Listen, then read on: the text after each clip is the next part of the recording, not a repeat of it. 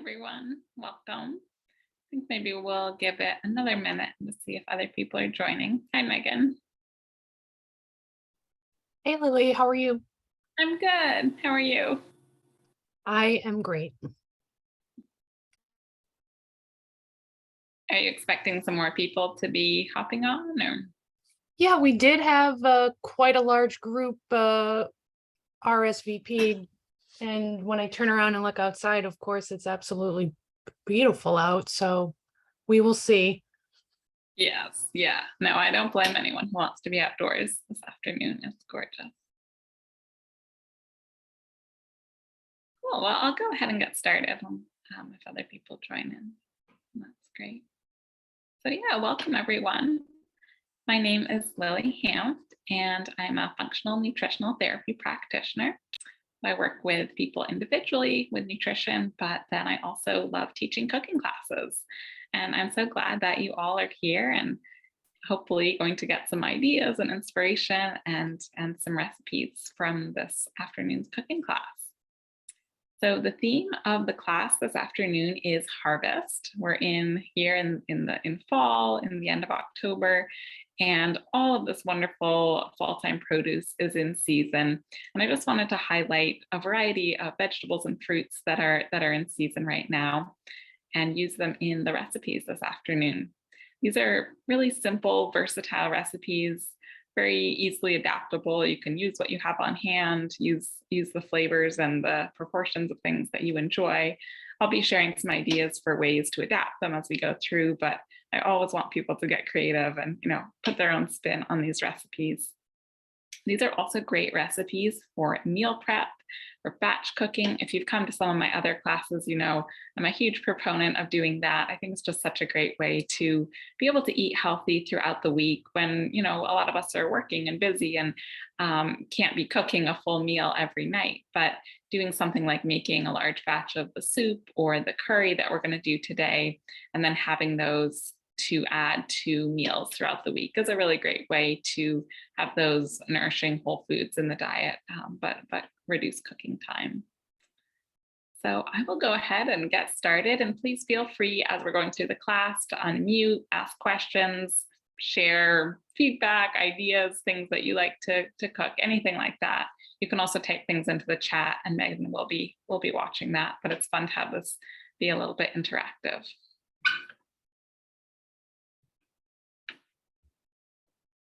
Well, welcome to my kitchen here.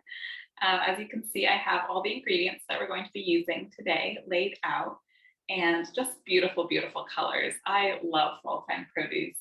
So many of those, richly colored cruciferous veggies like the cabbage that we're going to use today, root veggies like beets and carrots, of course, fruits like apples. These are all in season right now. And a lot of these are also vegetables that will store really well, things like especially our winter squashes and onions and potatoes.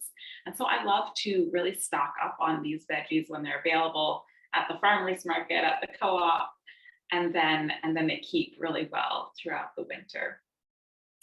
So the three recipes that we're doing today are a soup, and this is with all sorts of red colored vegetables. We've got red cabbage, red onion, and beets in there. So it has a beautiful, beautiful red color, and some meatballs in there to make it a full meal with a protein source. And then we're doing a butternut squash coconut curry with some of this beautiful kale in there as well. And finally, an apple crisp for the dessert. Just a very simple, low sugar, pretty much just the fruit with a little almond flour topping. So that is actually what I'm going to get started on, so that we have that all set and out of the way before we do the other recipes. And for this, I'm just going to layer my apples in this, I think it's about 7 by 9 inch little Pyrex baking dish. I love these. They're so versatile. I bake in them, but then they also have lids, so I can use them for food storage. Glass is a wonderful non-reactive, non-toxic cooking and storage material as compared to something like plastic. So yeah, just love these containers. And for the apple crisp, I have 4, you could do more depending on how much you want to make, but I've got 4 nice local apples here. And I I like to leave the skins on. I think it adds, nice color, a little bit of texture, and there's nutrients in there as well. So I'm just going to go ahead and slice these up thinly, layer them in my baking dish, and then as I layer, I'm going to sprinkle a little bit of cinnamon between the slices. I've got a bowl here. I like to have something nearby to put the apple cores and veggie scraps, that kind of thing in as I go. You can really use any variety of apples in this recipe. It's pretty versatile. So I'm just cutting them into quarters, and I'm cutting out that center core and thinly slicing them. If you have one of those fun apple peeler and slicer gadgets, you could definitely use that for this recipe.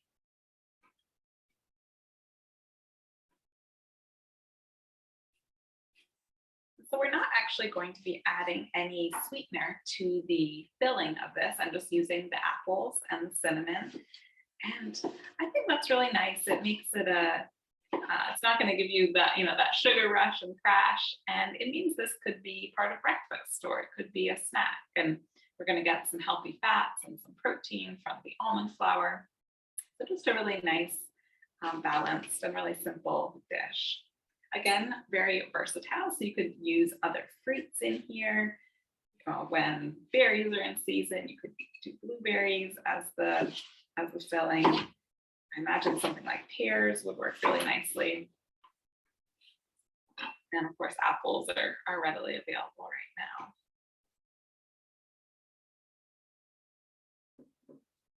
If anyone on the call is cooking along with me, let me know.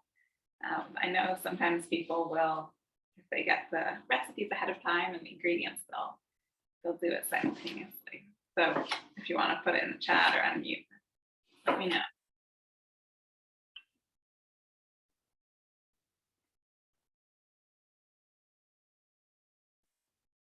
Are most people just watching and getting ideas? That's great too.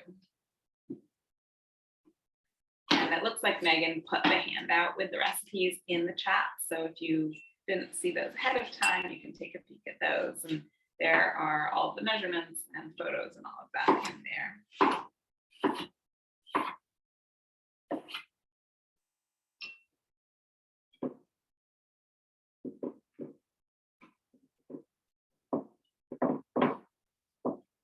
Layering those slices like that. I'll do a couple rows, maybe 3, and then start on the second layer.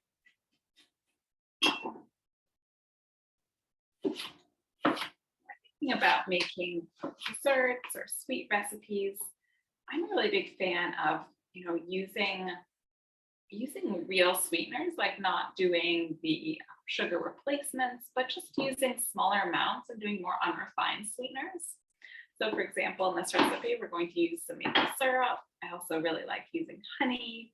I love using dates to sweeten things. Coconut sugar is another nice one. And this way we're not tricking the body and getting a sweet taste, but not actually getting the glucose along with it. But we're also not overloading our bodies with a lot of sugar, which can spike blood sugar and then lead to that crash later on. Over time, that can lead to insulin resistance and just that sort of whole metabolic disarray that we don't want to happen. And also, sugar tends to be devoid of nutrients, right? It's just sugar. Whereas when we're getting things like sweet fruits or even dates or maple syrup, that's coming along with other nutrients, right? So we're getting some vitamins and some minerals in there. Apples are going to have vitamin C, and they're going to have quercetin and lots of other nutrients. And that's a way that our bodies are much more suited to get some sugar in the diet is when it comes along with the fiber and all the nutrients in a whole food, as opposed to the refined white sugar. And the other thing to think about with making healthier versions of sweet recipes is that when we pair something sweet or carbohydrate rich, when we pair that with protein and fat and fiber, that all helps to slow down the rate at which the glucose goes into our bloodstream. So we have less of a blood sugar spike, which is what is that, stressful on the body and requires a larger amount of insulin. So I've got my cinnamon here. I forgot this earlier on. I'm gonna add a little sprinkle of that and then layer on some more apples. So just something to be thinking about is, rather than having your sweet foods, sort of like a lot of standard breakfast foods, actually, you think about like your donuts or even cereal tends to be pretty high in sugar.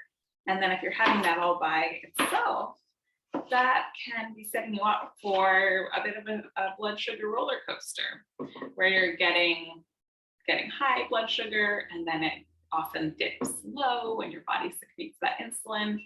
And that can just leave, aside from any disease states, that can just leave us feeling kind of all over the place during the day, low energy. Sometimes we feel moody or cranky when blood sugar drops.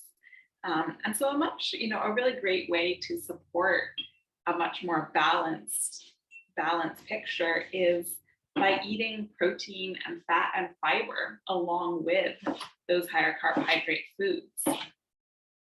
So for example, in this recipe, we have the apples and the maple syrup as the sweeteners, but then there's also some fiber in the apples, but then we're also adding the topping, which will have almond meal, which is rich in fat and also in protein.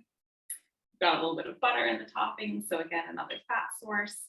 And then I would recommend eating this along with a meal that will have some protein and more vegetables to provide fiber. Or if you were going to have this, say, as part of breakfast, you could have it along with some eggs that you scrambled, maybe with some spinach or some kale. And then you're getting wonderful protein and healthy fats in those eggs, and you're getting fiber in the kale. And that's just creating a really nice balanced meal that's going to leave you probably feeling a lot better, a lot more stable energy throughout the day. It's a great thing to experiment with. If you're someone who does tend to eat those more high carb or high sugar meals, I would encourage you to experiment with, even if you're not ready to maybe reduce those foods, just adding in some more protein and some more veggies with those foods and see if you have fewer cravings and just feel more stable energy and more balanced. I think it's really great when we can learn to listen to our own bodies. I'm a huge proponent of that rather than just doing something because, we think, someone told us to. I love teaching people and encouraging people to get in tune with, the signals that our bodies are sending and be able to use that as a guide for the kind of diet that's going to work best for each of us. I'm just about done with all of this apple slicing. Got a couple more here. And this will, as they bake, they will shrink down. So if you're looking at your pan and it's getting pretty full, no worries. It will lose height as it bakes.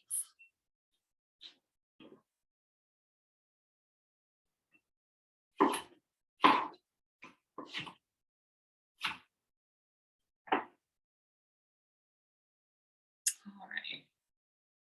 Let's give this another little sprinkle of cinnamon.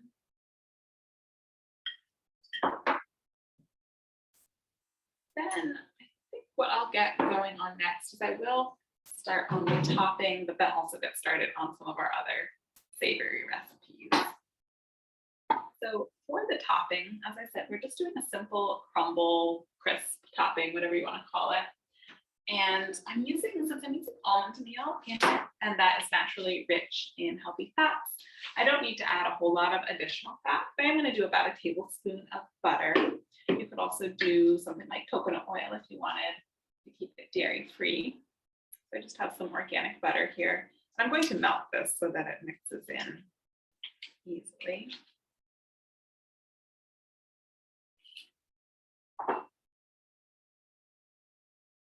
that over on my stove here.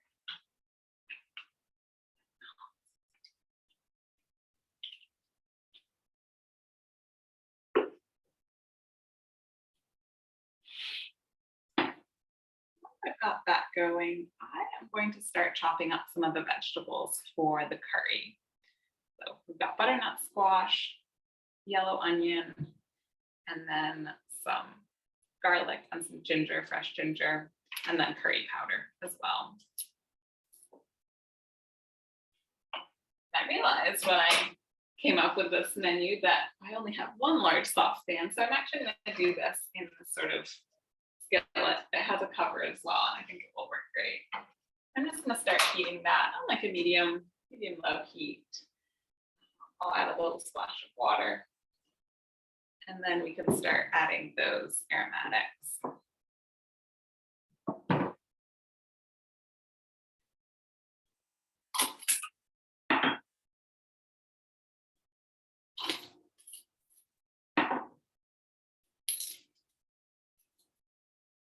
Really been enjoying doing curries lately.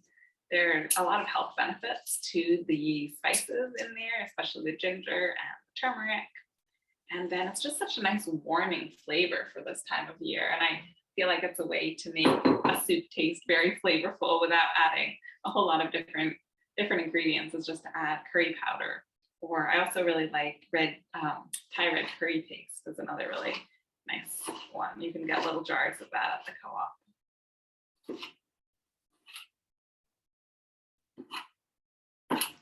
But I usually do some fresh ginger and some fresh garlic in addition to the curry powder.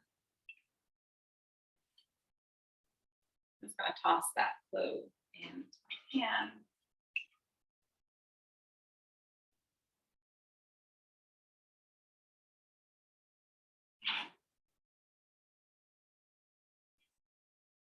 Then this is maybe a little more than an inch long piece, but I think I'm just going to use the whole thing since I have it. So it's ginger root. For this, there are a few different ways to do it. I usually just cut off the ends and then sort of carefully slice off the skin with my knife. I have heard some people will, I think, use a spoon and scrape that off. So you could try that. And I know some people even freeze their ginger, and maybe that makes it easier if you do the spoon method for removing the skin.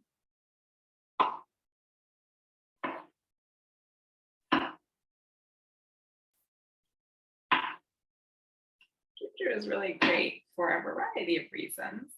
It's anti-inflammatory. It helps with nausea. So if you're someone dealing with nausea, ginger tea is a great way to counteract that.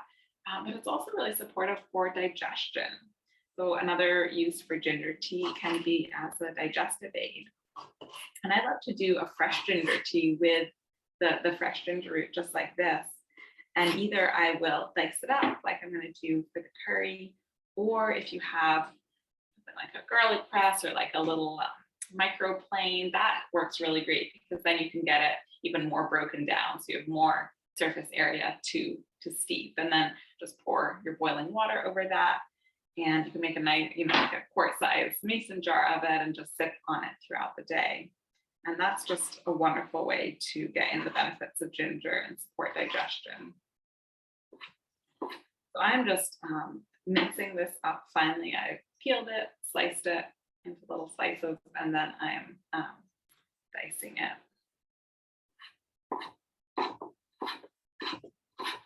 Another digestive support that I often recommend for people is something called digestive bitters, which again, you can pick up at the co-op.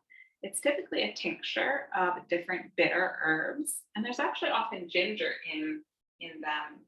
And basically the idea is you take it before your meal, and it's going to stimulate your body's own production of things like hydrochloric acid and digestive enzymes. So these really important components of digestion, and you can take them supplementally, and that can be helpful too, to actually take a supplement that contains actual hydrochloric acid.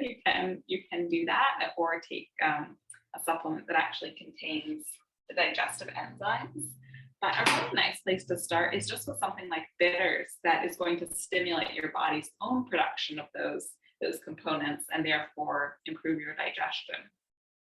And you can even make your own with they're like recipes you can find online for digestive bitters where you're steeping different things, often like dandelion root, ginger, citrus peel. Fennel is another really great one.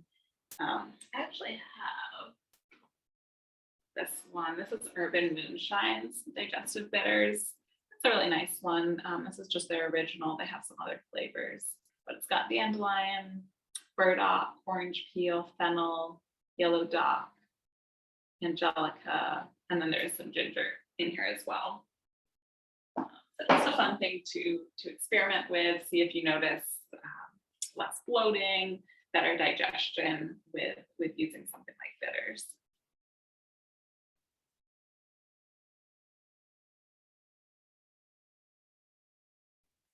All right, I'm gonna let that get a little bit before I add the other things. I have to keep letting that butter soften there. And I guess I'll get started on our lovely butternut squash here. I'm going to peel it with a vegetable peeler and then we'll chop it up and de-seed it.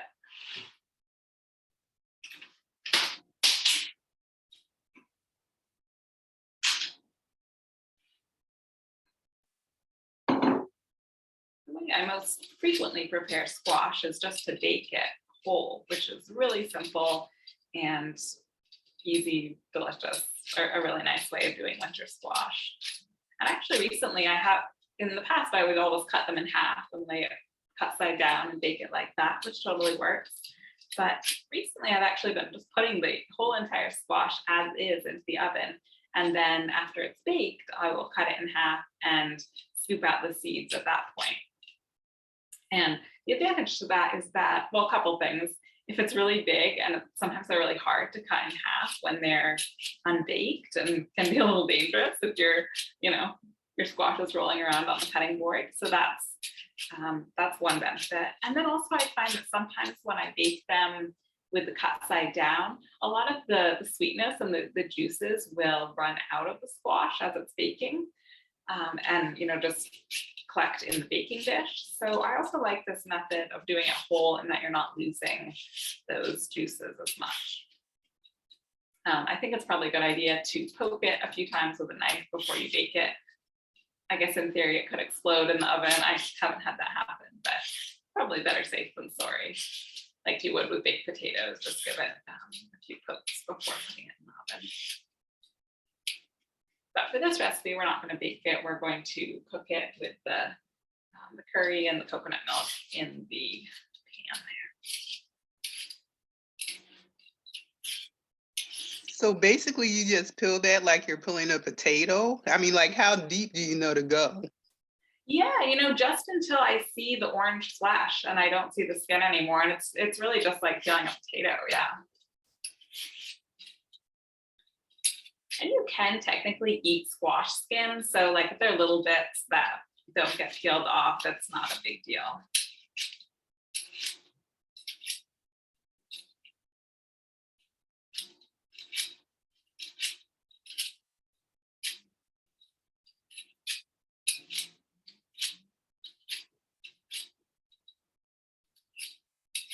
Squash is another of those foods where there are so many different varieties. And the thing with that is it means that not only is it more fun, you have more different, feels like you have different options, but also different varieties means different nutrients, right? Different varieties are going to have different benefits. So I encourage everyone to check out your local market, your local co-op, and see all the varieties you can find. And pretty much any squash can be prepared as I just described. Any winter squash can be baked. And some of them, like the delicata, have actually really tender skin that you can totally eat. So with delicata, it's nice to often cut it into half moons. So like cut it in half and then slice it like that. And then just roast it, maybe toss it with some maple syrup, something like that, and eat it with the skin. That is really delicious.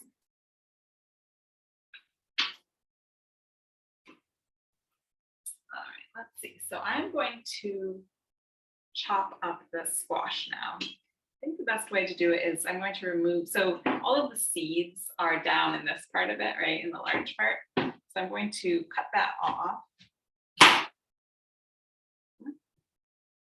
And then in half.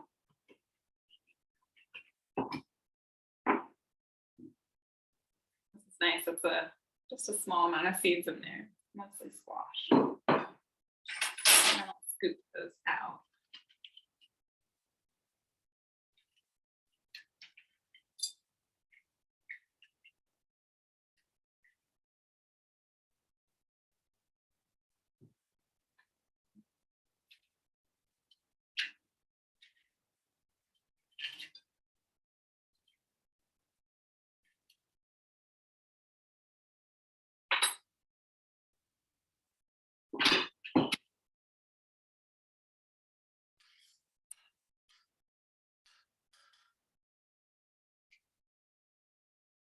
My onions and garlic are starting to sizzle a little bit there. So I'm going to go ahead and add the curry powder. It smells amazing. Depending on the blend that you use, some are more spicy than others, so you can kind of adjust it depending on how much you want. For this one, I'm going to go with 2 teaspoons of curry powder. I don't like very spicy things, so I find that's a nice amount to this blend. But you can do more if you like.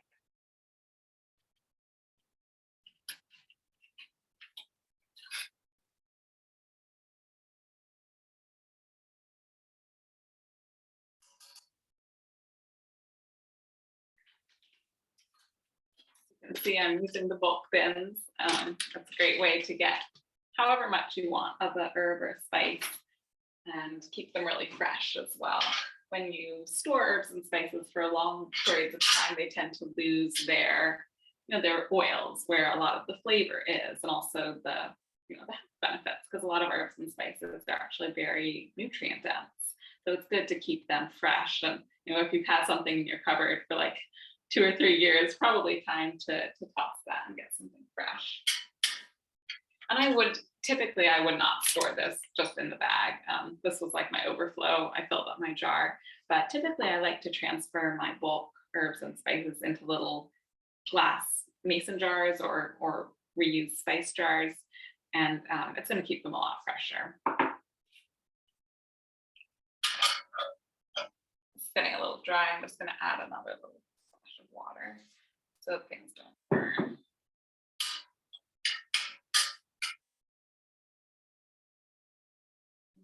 Butter just about melted, so we'll do that. Maybe I saw a chat come in. You didn't know you could eat the skin? Yeah, definitely for delicata you can. With the butternut, I typically don't. It's a little more tough, but again, if there's a little bit left on the squash, it's not going to hurt you.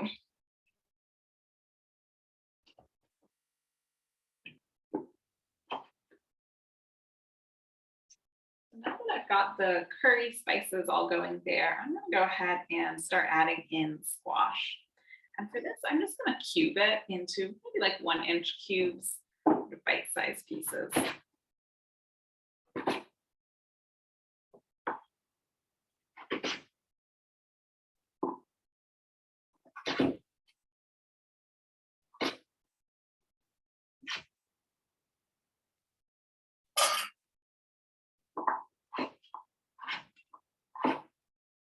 These vegetables like carrots, like winter squash that have a bright orange color, are high in beta carotene, which is an antioxidant. It's a precursor to vitamin A. So often, we'll say, oh, carrots are a great source of vitamin A. Well, technically, they're a great source of beta carotene, which is the precursor. So that means that it's not beta carotene in the carrot, but in our bodies, it can get converted into vitamin A. Now, there are a variety of factors that can make that process happen less well in some people. So often the elderly, your children, or people with maybe compromised digestion might not do that conversion so well. And so it's generally a good idea to, there's still lots of benefits to beta carotene, right? It's a potent antioxidant, so it's going to be counteracting inflammation and oxidative stress, but it's not great to have that be the only source of your vitamin A in the diet, just because, yeah, different people do that conversion at different rates. So we can get the preformed kind of vitamin A called retinol in animal foods, in things like eggs and dairy. And actually a really, really rich source is actually liver, which I know a lot of people don't eat now. It's, you know, maybe something our grandparents or great grandparents ate more of.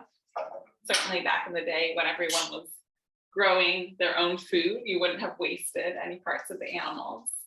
And that is one of the benefits of eating nose to tail, is that you're going to get a lot of nutrients that it's hard to get in the diet otherwise.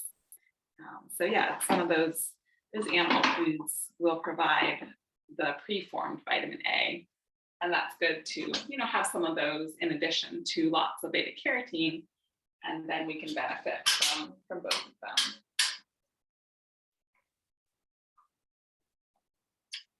And things like winter squash, they're also just a really great, I like to call it like a gentle carb, as opposed to something like the more processed refined carbs like pasta or bread, which tends to spike blood sugar more. Something like squash is usually really well digested and then has a more, like a less of a spiking effect on blood sugar. So I like to encourage people to switch some of their, you know, if you tend to eat a lot of the more refined things like the flour products, the breads, the pastas, to switch some of those out for things like winter squash, like sweet potatoes. You get a lot more bang for your buck nutrient wise with some of these whole foods. Those refined grain products tend to sort of like refined sugar. There's not a whole lot of nutrition in there other than the carbs. Whereas something like the winter squash, we're getting the beta carotene and fiber and lots of other goodies in there.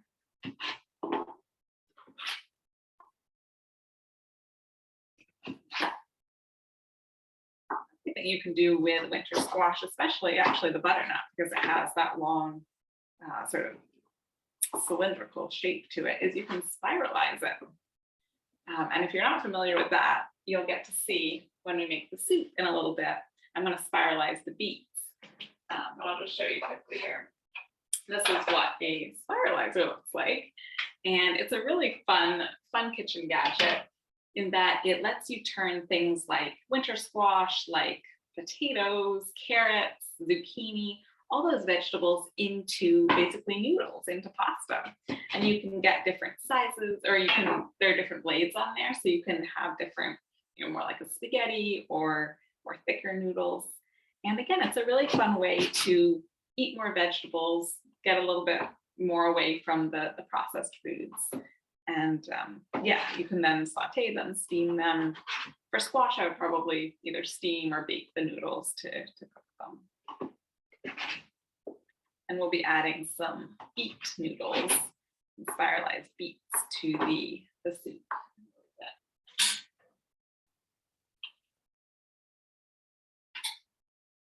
All right, I have one more piece of squash here.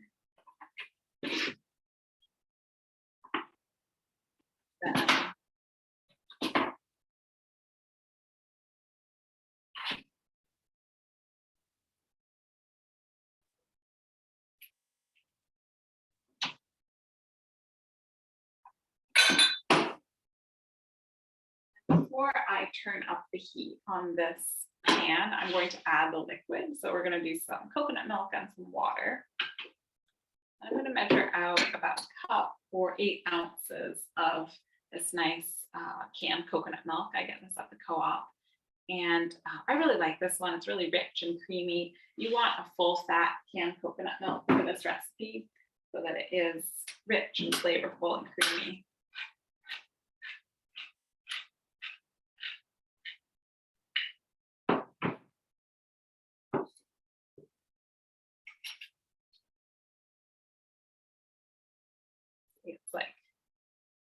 stands up in my spoon. It's really nice and thick. And I love using this to make a dairy-free chocolate mousse. If some of you have seen my other cooking classes, we may have done some other desserts with coconut milk. What else? You can put it in smoothies. You can use it to make a creamy salad dressing. I do one with avocado and cilantro and lime, a little bit of coconut milk. That's really nice. So it's like one of those kind of staple, versatile ingredients that can go sweet, it can go savory, adds healthy fats and creaminess to recipes, which is really nice.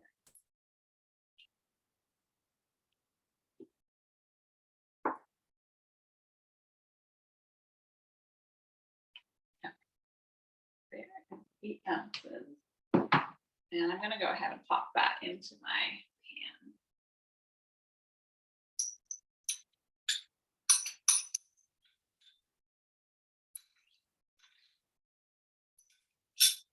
Then I'm going to add also, because that is really thick, I also want to add some water. So I'm going to do about a cup of water.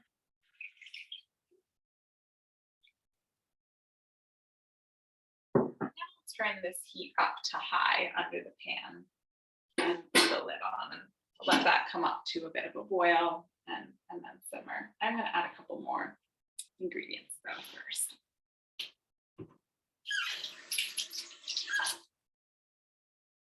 Any questions or comments or anything as we're going through?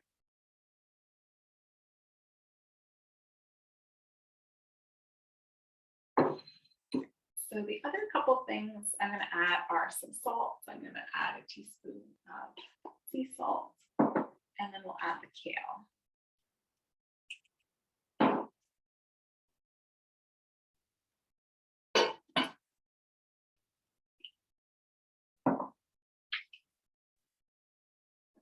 This is maybe half of a bunch or 4 leaves of lovely local kale.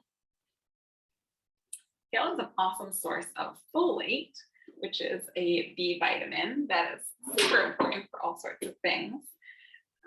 But the richest sources of folate are leafy greens, things like kale, legumes, so beans, and then again, liver. Again, that unusual superfood. But yeah, greens are a great source of folate. Actually, the word folate, the name of that B vitamin, is the same, has the same Latin root as our word foliage, like the leafy, leafy green trees, both referring to those green leafy things. So I'm just going to chop this up really coarsely. I just tore the leaves off of the stalks, chopping it up coarsely, and I'll plop that into the dish. I'm going to give this a little stir because the coconut milk is sort of sitting on top. It hasn't melted in yet. That's looking good. As I stirred in, the curry powder is turning everything golden yellow.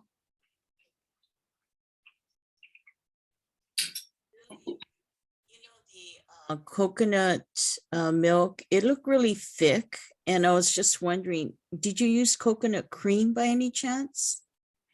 Great question. This one is, they call it coconut milk, but it is really, really thick and creamy. It looks like maybe what some other brands would call coconut cream. So you could certainly use either one. Either one will work. But yeah, this is Cocoa Goods, and they do call it their coconut milk, but every can I open is like that. It's really thick. Thank you. I like that, because if I want something thinner, I can always just add water and thin it down.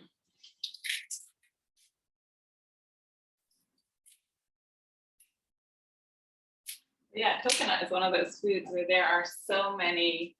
I'm going to turn that down to coming to a boil. I'm going to turn it down. So many different products. If you're looking for a lower carb flour, I really like coconut flour. It has definitely pretty different baking properties than your traditional wheat flour or even other grain-free flours. So you want to sort of learn how to use it. It's very fiber rich, so it absorbs a ton of liquid. But in some of my other cooking classes, I have some coconut flour recipes. And when you get that ratio of the ingredients right, and you don't use too much of the flour, it's really nice.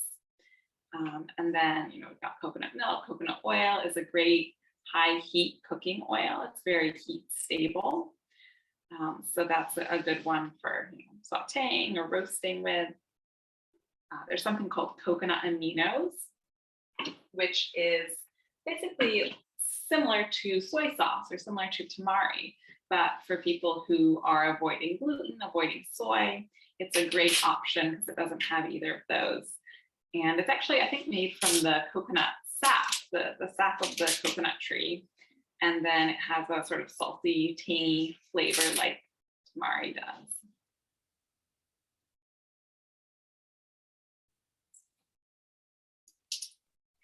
Another one is coconut butter, which is basically just dried shredded coconut meat that is ground into a butter, and you can use it in baked goods. And some of my other classes, I've made protein bars, and I use some coconut butter in there for the binder. That's a nice, you know, fiber, healthy fat, all of that.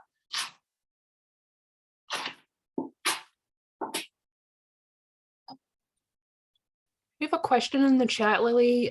Does the food cooked in coconut oil have a coconut flavor? Question. You know, depending on the food and how much oil you're using, sometimes it will a little bit. And if you don't want that, you know, it's not something where that coconut flavor would be a good match, you can get something called expeller pressed or refined coconut oil. And that has been processed a bit more so that it doesn't have the coconut flavor, but it's not damaging the fat, the additional processing they do. So that is another option. I'm pretty sure Spectrum does one. And there's another company, something Traditions. I can't remember what it is off the top of my head, but that also does an organic coconut oil that has had that coconutty flavor removed.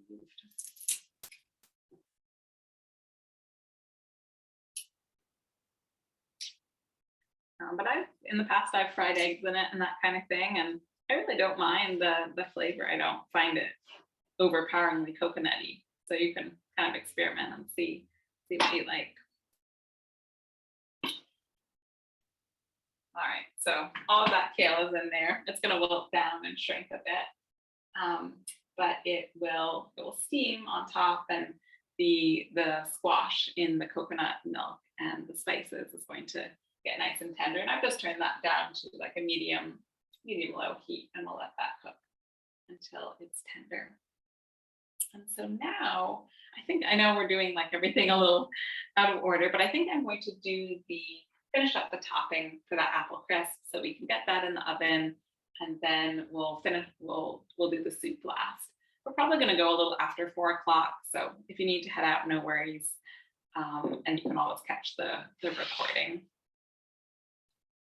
So for our crumble topping, I'm going to do 4 ounces or about a cup of almond flour, which is just blanched almonds that are ground into a flour.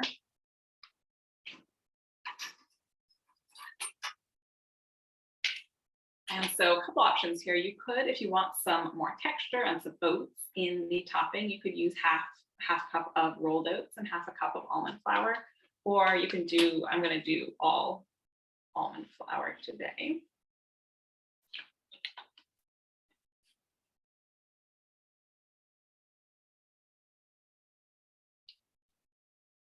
Here, for some people doing a lower carb sort of paleo style diet can be helpful therapeutically. And so something like this recipe where we're not using any grain flour, but we're using the almond flour is a good grain-free option or gluten-free option.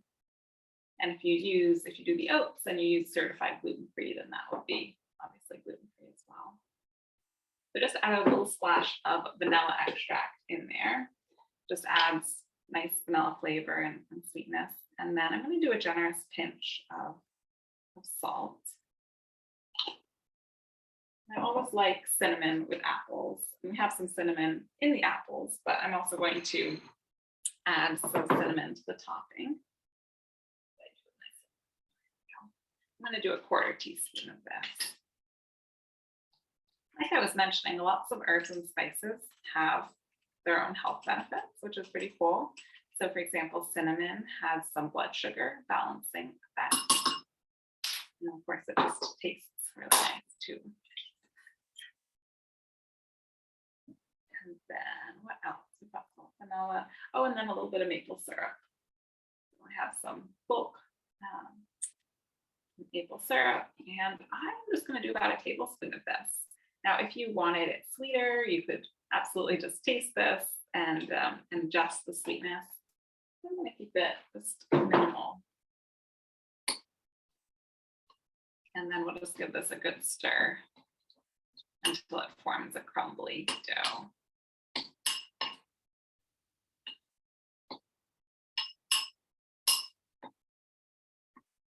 Looking a little bit dry, I might just add a smidge more of that.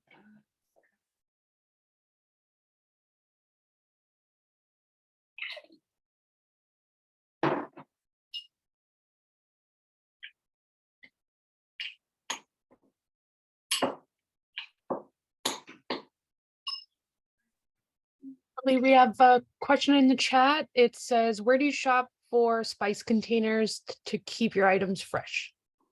Good question. You know, a lot of them are just, I have bought at one point in time, I bought the spice in a little glass jar. And then I've just, once I ran out of it, I just bought refills from the bulk section and kept filling that. So like, for example, the, can't keep track of the cinnamon today, but whatever I did with the cinnamon, like that was a cinnamon, you know, it says cinnamon on it, but I refilled it many times from the bulk section. So that's a great option. And then honestly, I don't even know where I collected all these little jars. You can certainly buy them like at, you know, a grocery store in the canning section. You could order them online. Often you can find mason jars at thrift shops too. And the other thing is I'll often reuse jars that food comes in. So for example, tomato paste often comes in a small size jar. That Thai red curry paste will come in a little jar, and because I'm kind of fussy, I'll soak them so the label comes off and kind of scrub the label off, and then just reuse the you know, little jars like that, and those are great for storage too.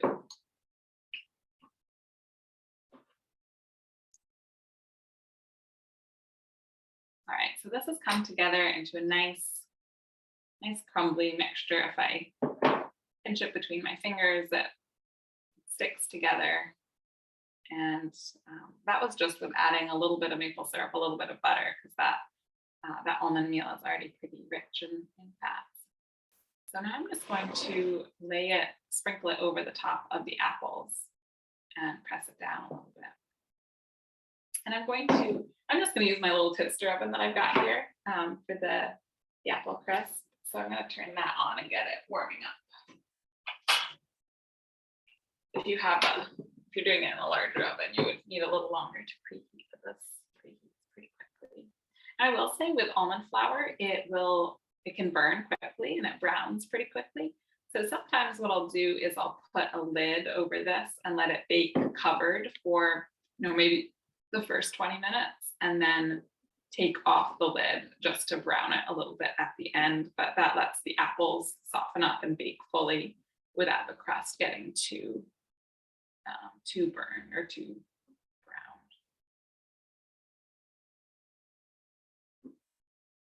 And if you're doing the variation of this recipe with some oats in there, you would do this step just the same.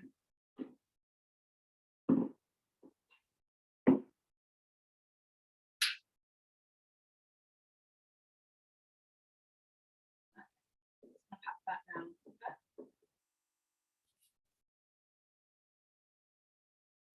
Got the apples in there. And I'm going to pop this into 350-degree oven, probably about a half an hour, but I'll just keep an eye on it.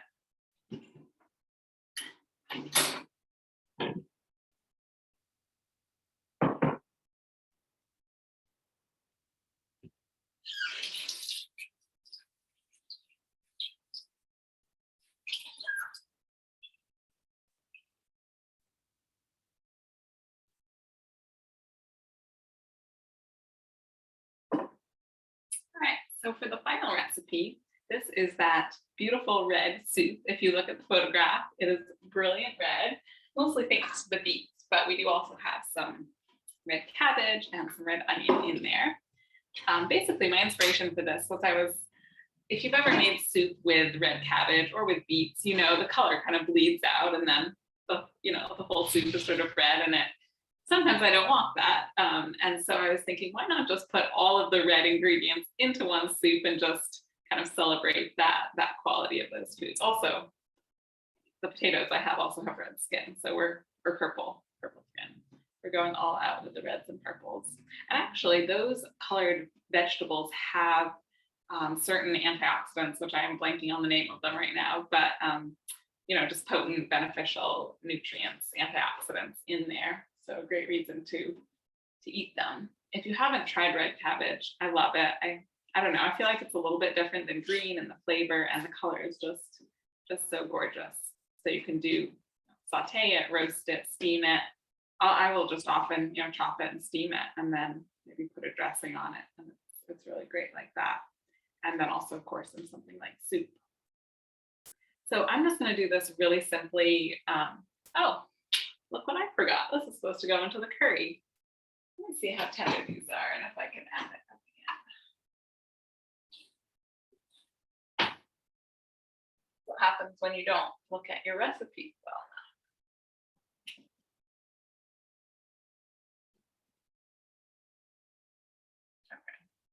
The squash is actually pretty much done. It's really nice and pork tender. So I don't think I'm going to add the onion. It's still going to be delicious without. Obviously, add the onion when you do it. But what I could do is I could saute this separately afterward and stir it in. But I'm actually going to turn that off. The kale is nicely wilted on top, and the squash is really nice and pork tender. So that is all set. Now I am going to add the onion to the soup. And I'm just going to keep this really simple, chop everything, put it in the pot, and simmer it. Onions are a great source of prebiotics, which if you're not familiar, so you may have heard of like probiotics, which are those beneficial bacteria that when we eat them, they support the microbiome, which is basically the whole colony, the whole family of good bacteria that live in our colon, in our digestive tract. And so we can eat probiotics, things like yogurt and sauerkraut, like a lot of raw fermented foods contain probiotics. And then prebiotics, which are in things like onions and basically all veggies, but some especially. Prebiotics are like the food for the gut bacteria. So we're, with the probiotic, we're putting in the bacteria. With the prebiotic, we're feeding it, we're keeping it healthy and giving it the food it likes. And so when you're eating something like a prebiotic-rich food, you as the host, you're not actually necessarily absorbing or digesting those fibers, but your gut bacteria is, and then your gut bacteria is going to produce things called short-chain fatty acids, which are then really beneficial for the gut lining and your health. And oh my gosh, gut bacteria do so much. They're also producing some vitamins, and they're of course helping to digest your food and modulate the immune system. So eating a wide range of plant foods is the best way to support your microbiome and keep all those healthy gut bugs healthy and happy.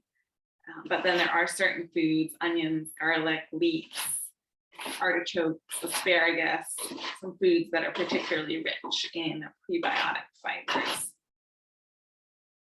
And interestingly, those are also the foods that some people with a bacterial overgrowth, maybe with IBS, that they can actually find those foods. They don't digest well because they do feed bacteria. So again, that's why when I work with someone, it's all about tailoring the diet to where they're at with their health, because even these wonderful healthy foods, if your gut is compromised, they might not be the right fit for you where you're at currently. And that also comes back to that theme I talked about earlier, listening to our own bodies. And even if someone says a food is wonderfully healthy, if it doesn't work for you and where you're at right now, that's important to know that about yourself.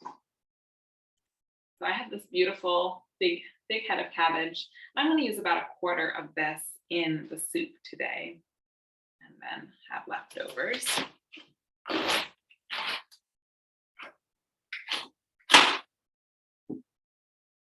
that in half, and then cut it quarters. And then it's really easy now to remove that tough white core on the table.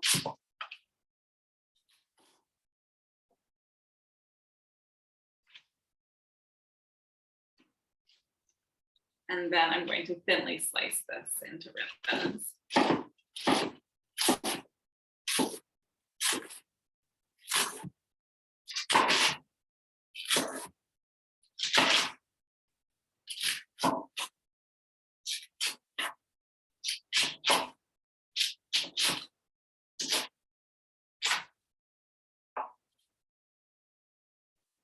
Another wonderful thing to do with cabbage is to make sauerkraut, which I mentioned earlier as one of those probiotic rich foods that actually contain the good bacteria. And if you've never done it, it's incredibly easy and it's a really fun project. You basically slice up the cabbage. Usually I do it a little more thinly than I'm doing for this soup. So it's really thin little strands of cabbage. And then you add it to a big bowl and add a good amount of salt, so a good sea salt, usually about a tablespoon per head of cabbage. And then there are different ways to do it. You can use these things called like mallets or a pounder for sauerkraut, but I will often just use my hands and crush squeeze and crush the sauerkraut, or I'm sorry, the cabbage with the, and I'm just going to chop up these, about 3 purple potatoes. I'm going to chop these up. I'm going to leave the skins on for the color. And with the sauerkraut, you just crush it up until it releases a lot of natural juices and gets sort of floppy and soft and crushed, sort of like a coleslaw consistency. And then you tack it into a mason jar, and you want to make sure that it is fully submerged under the juices, under the liquid, because the fermentation needs to be in a anaerobic or no oxygen environment. And then it just sits in that mason jar for usually about 3 days at room temperature, and the little bacteria that are naturally on all of your fruits and veggies, the lactobacilli will take over, and they'll preserve the cabbage, ferment it, and then you have this wonderful condiment to add to food and to get those health benefits from. I think it was maybe last year I taught a virtual class on fermenting. So if you'll do that again at some point, or there's some good YouTube videos and tutorials if you want to try that out. All right, so I have just chopped up my 3 little purple potatoes.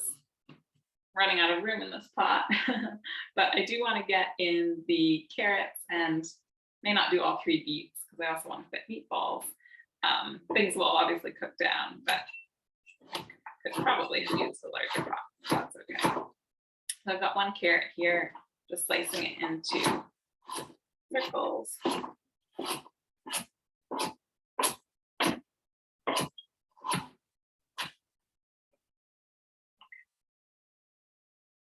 And then you can add either some beef broth or another bone broth.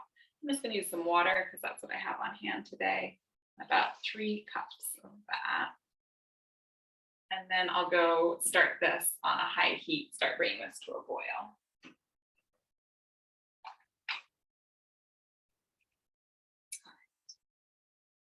Take a little peek at the apple crisp. It's starting to smell really good. So I just want to, oh yeah, it is very browned because I forget this little toaster oven.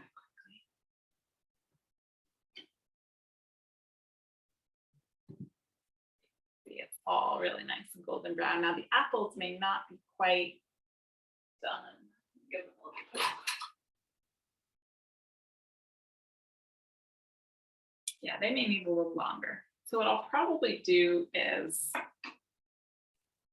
after our class, I'll put it in with a cover and let it just soften and bake a little bit more. But I'm gonna leave it here for now and let it be pretty while I finish up the soup.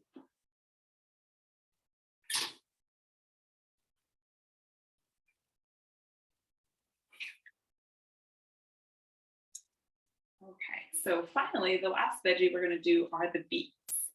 And as I said, I'm going to spiralize these. For one, it's just a fun thing to do. I love the spiralizer. But the other advantage to spiralizing them is that they'll cook a lot faster. If you've ever cooked beets before, you know they do take quite a while to get tender if you just chop them and boil them.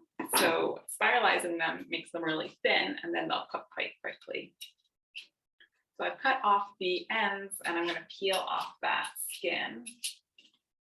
This will totally, actually it's perfect for Halloween. Your fingers will look blood-stained at the end because they do have a lot of pigment.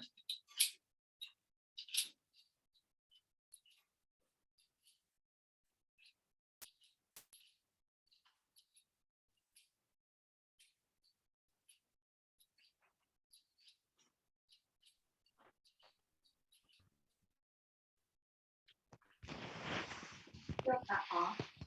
And then this is the fun part.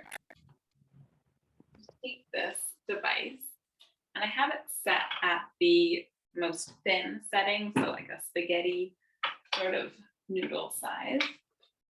And there are different models of this. This one just suction cups onto my counter.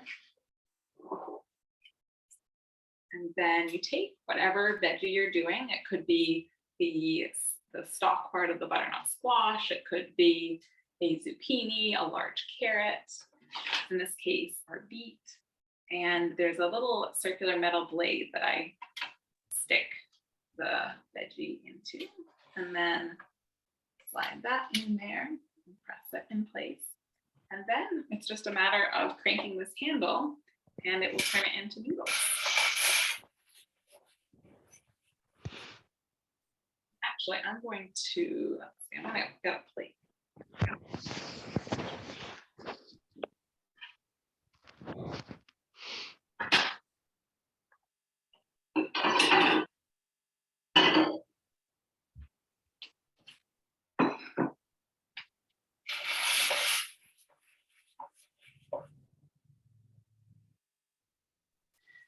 Lily, can I ask you what kind of spiralizer you have? Yeah, definitely. The one I have is Paderno, Paderno, and I ordered it on Amazon, and I think it was only maybe like $20, and I've had it for years, and I'm quite happy with it. Okay. Yeah, there's some fancier ones, but I like this one. Thank you. Yeah. Also, if you get one and you want recipes, there is an awesome website called Inspiralized, and she has like every vegetable you can imagine and recipes for spiralized versions of it. So definitely check that out if you get one.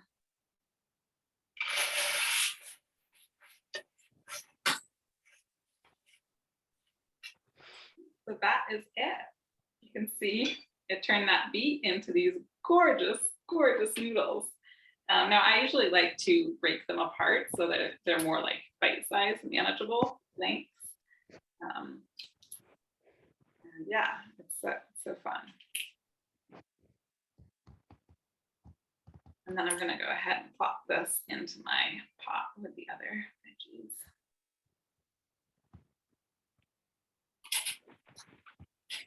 I'm a little limited for space in there, so I think I'll just do that one beet, but you could definitely do more if you have a bigger soup pot.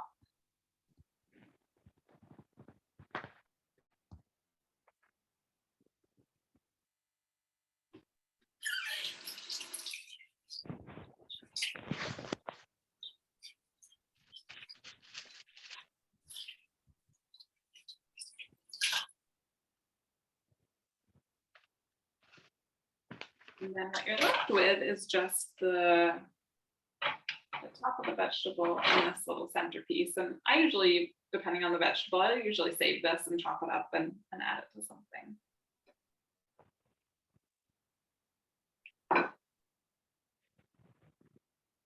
give this a quick rinse to get that beet juice off.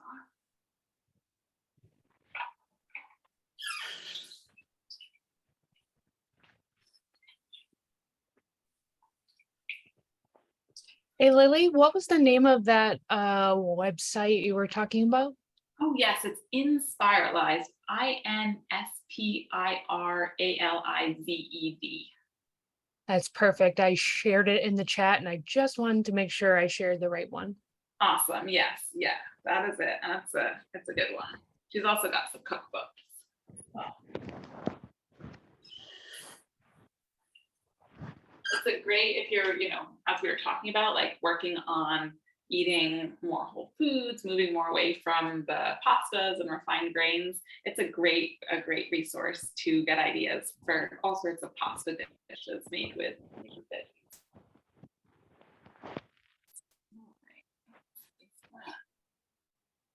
Let that continue coming up to a boil. And then mix up my little meatballs in here. These don't take very long to cook, so we'll let those veggies cook a bit, and then we'll add these at the end. So, and if you wanted to do vegetarian, you could add something like a can of white beans instead. I have a pound of organic grass-fed beef here. Open it up.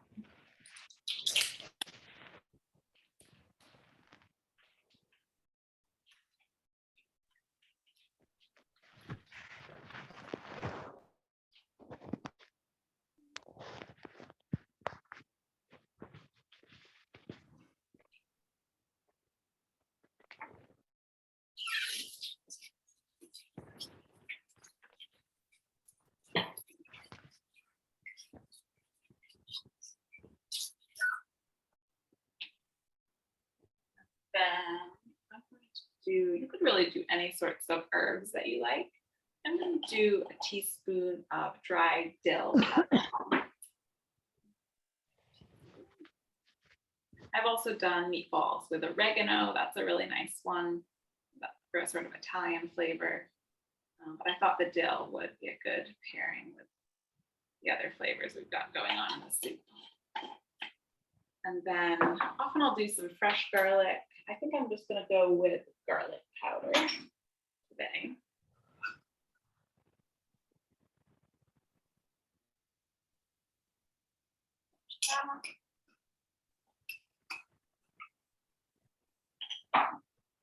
Then we'll do some salt, maybe like half teaspoon or so of salt.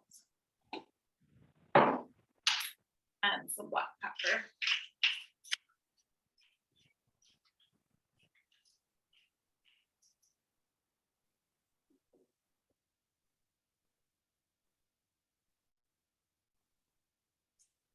This is coming up to a boil, so I'm going to turn it down and let it simmer and let those vegetables start to soften. And meanwhile, I'll mix the seasonings and spices in with my ground beef.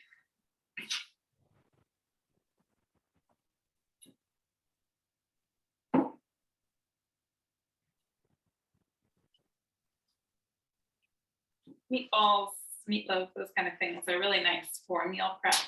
An easy way to cook a bunch of ground beef, which is often one of the more affordable options when you're looking at organic grass-fed. And yeah, just really versatile. So I love doing shepherd's pie. You can do that with winter squash on top, sweet potatoes, lots of variations there. Meatballs, yeah, anything like that is a great way to use ground beef and then have it in something like a soup or another dish with lots of vegetables.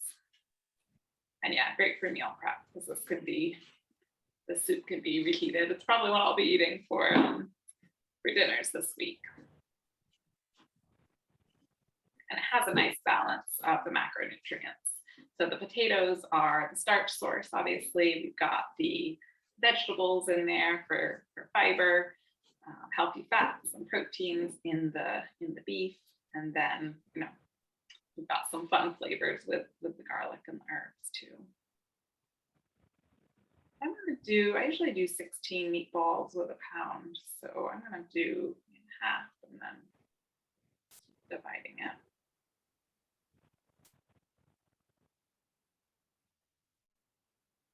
form them into little meatballs.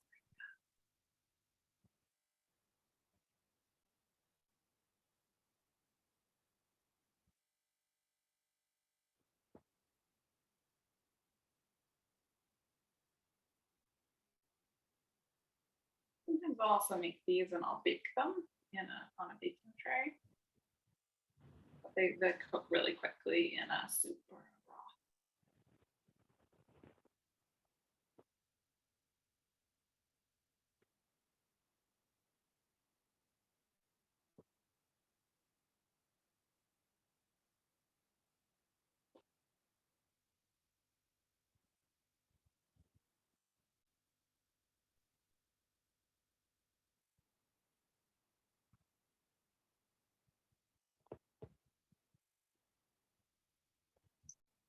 Things that people are enjoying making, like currently things you've been cooking with fall produce?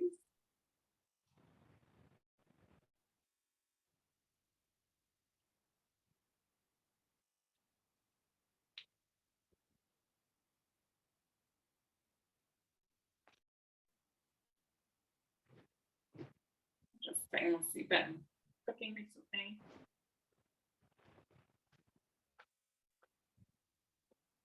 I've been really getting into the root veggies. So like the beets that we're doing today, but also some of the more unusual ones. Like I got a huge kohlrabi the other day, which again, if you've never had it, it's just one of those strange root veggies that you see at the farmer's market. Like, what is that? But they're really nice and actually pretty mild flavored. And I spiralized it. And it looks very much like pasta when you cook it because it's a kind of a white flesh. And then I spiralized it, steamed it, and then I did some different creamy dressings on it, like pasta sauces, and it was really nice.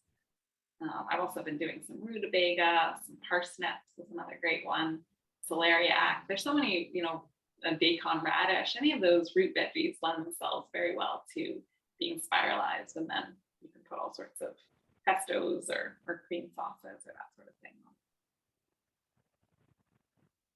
Now that I have these little meatballs already, I'm just going to wait a little bit longer before adding them to the soup because they won't take very long to cook, and I'm going to wash my hands here.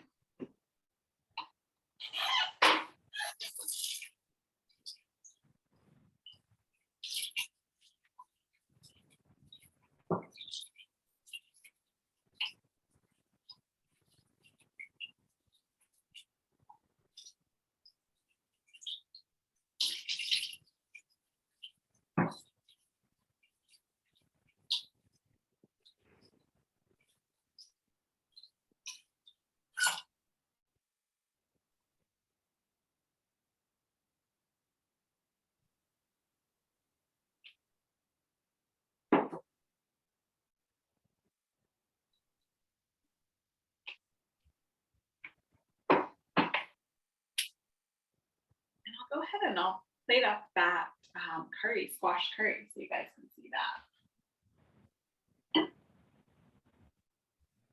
I just cut a whiff of the beets. I can start to, they have some people don't like beets because they do have a bit of an earthy flavor, but they also have a real sweetness, and I can smell that now as I'm cooking.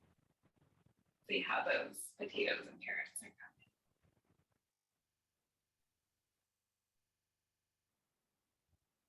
Yeah, it's looking really good.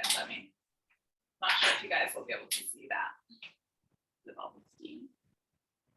But everything's cooking nicely, and they still need to go a little bit longer though.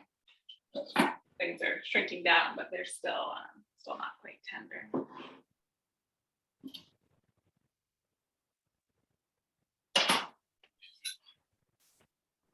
Right here, this is looking really nice. Just give it a little stir and stir that kale in.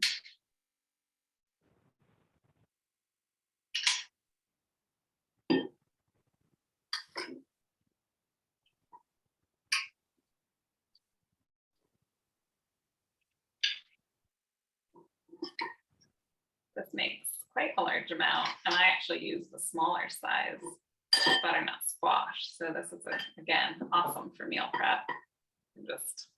I actually last time I made this, I eat a lot of the squash even cold in my packed lunches throughout the week, and it was delicious like that. But you can of course reheat it and have it in different ways throughout the week. Actually, if you've never had squash with like with eggs for breakfast, that's really good too. Just a great way to add a whole food carb to your meals.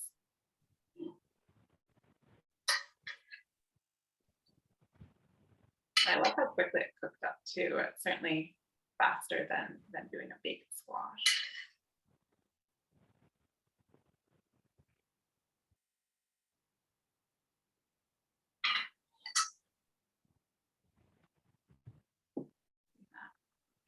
Lovely. That smells delicious too with the curry and the coconut.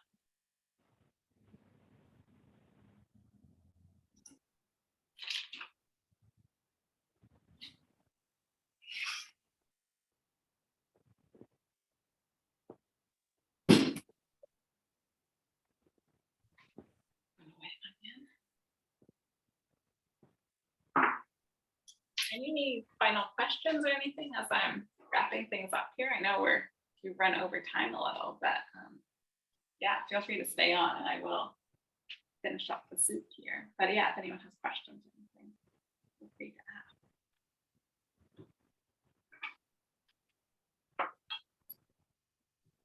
And also, if you try any of these recipes and you want to send me an email, or if you have Instagram, I would love to see your recipe, or just get a message from you. My email and my contact info. Oh, Diane's saying everything looks yummy. Good, yay. Yeah, all my contact info and website is in your handout at the end of it.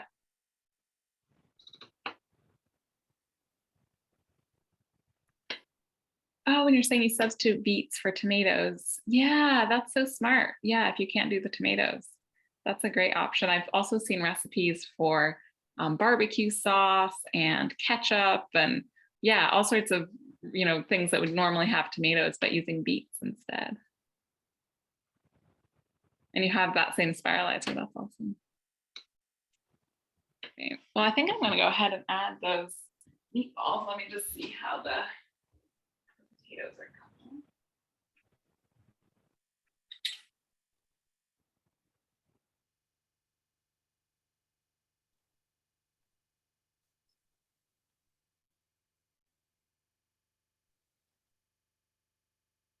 Yeah.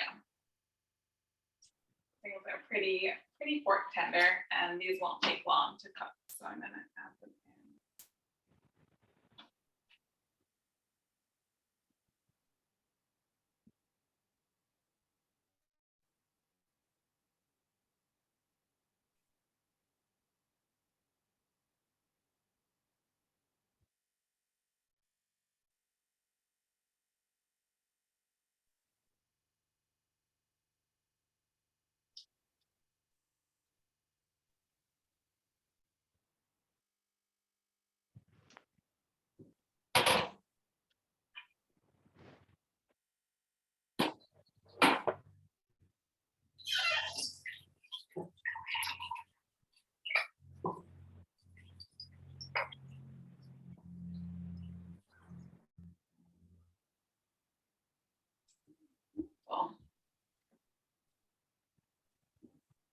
Thank you everyone for coming today. And I'm going to be doing a couple of other cooking classes with Nat Co-op coming up. There's one in December. We'll be doing, or I'm not, sorry, well, there's one in November. We'll be doing a breakfast meal prep. So I know I talked a little bit about breakfast today and how you could work on having some more protein and veggie rich options. Oh yes, and Megan is sharing the link to sign up for that in the chat.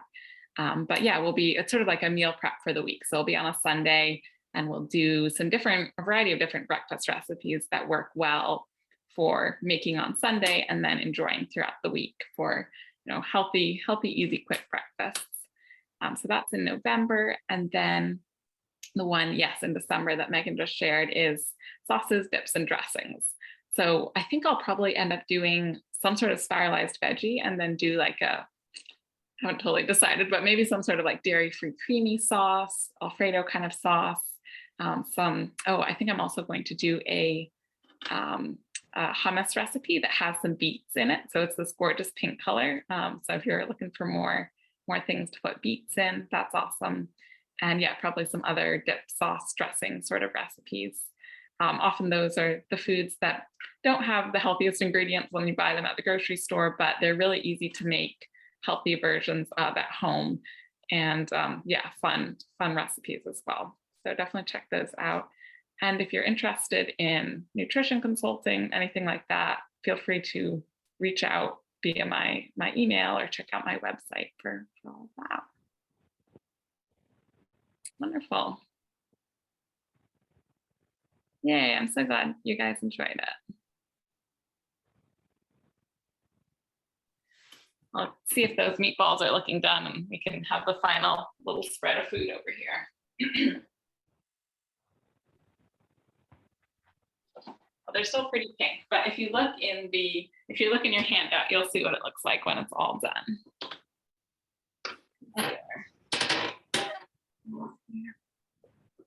So, well, I hope everyone has a wonderful evening. And yeah, thank you so much, Megan, for having me. Thank you, Lily, and thank you everyone so much. Wonderful. Have a great night, everyone.